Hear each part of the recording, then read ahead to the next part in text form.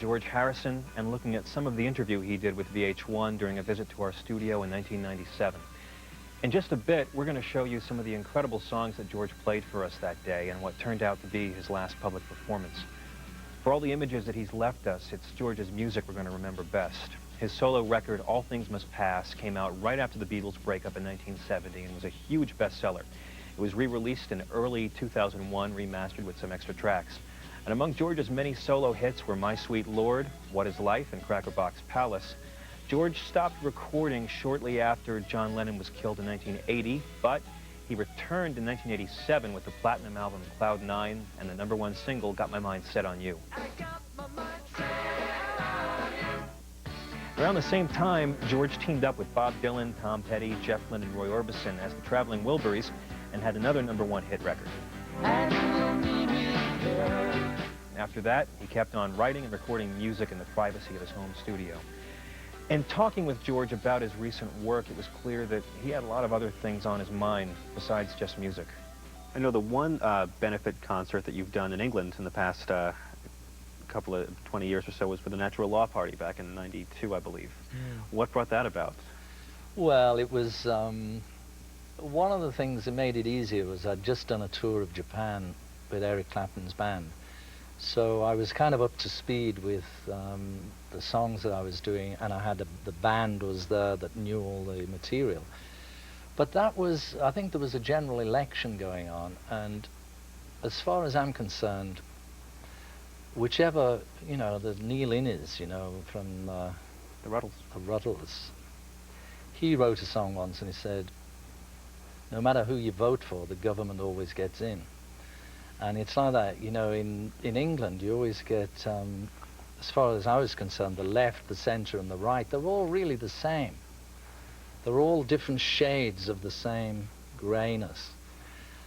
And although it was a long shot, you know, Maharishi tried to get these people formed together into a party which would be called the Natural Law Party, which was... the same Maharishi Mahesh Yogi. Maharishi Mahesh Yogi. And the idea behind it really is to have consciousness as the basic thing, because if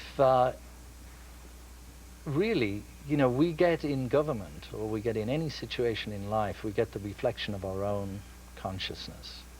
We can't really complain about what we have because that is us. It's a reflection of our own being. Now, if we could have people who are actually conscious in a spiritual sense, then all the underlying problems to society, I mean, it wouldn't be able to change just overnight, but over a generation or 2 generations, you could have things where, for instance, say in England, and I'm sure it's the same here, you get disease. So you've got a lot of expenditure on hospitals and on fixing up people who have disease. Now the problem is that most doctors, they study disease. They don't know about health. So you'd need to reprogram stuff so that you teach people about how to be healthy. That way you don't spend so much money on disease. You'd have, people would be healthier. You wouldn't have such a, you know, a requirement for, you know, all the various things that take up all the money. You'd be able to use that money for something else. So the natural law that operates on this planet or in the universe, everything, as I said earlier, everything works in a perfect order. And there's a scheme to things which has a certain intelligence that drives it and makes everything work. Now, if we as individuals could go to that level of consciousness where we can bring it into our being, and as Maharishi Mahesh Yogi once said, for a forest to be green, each tree must be green. So it's no use just 1 or 2 people being, you know, like this. You'd have to make the whole of society, if they had that understanding. And that's what I think really you'd have to, you know, school people. Right from being children, teach people about their health, about their bodies, about consciousness, because it's all to do with consciousness. Raise the level of consciousness, and then everything automatically becomes better.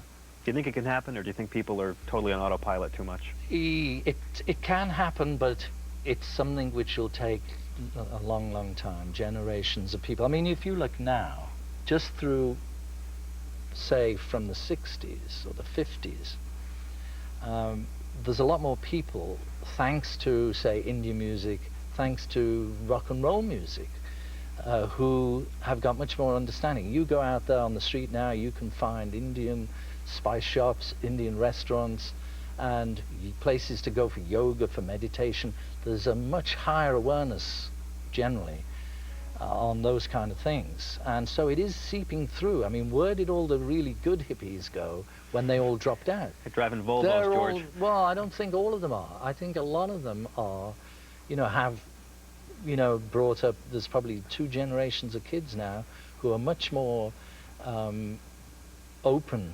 to that type of consciousness, and they've been brought up by, being vegetarian or whatever, that helps the society become, a much more balanced.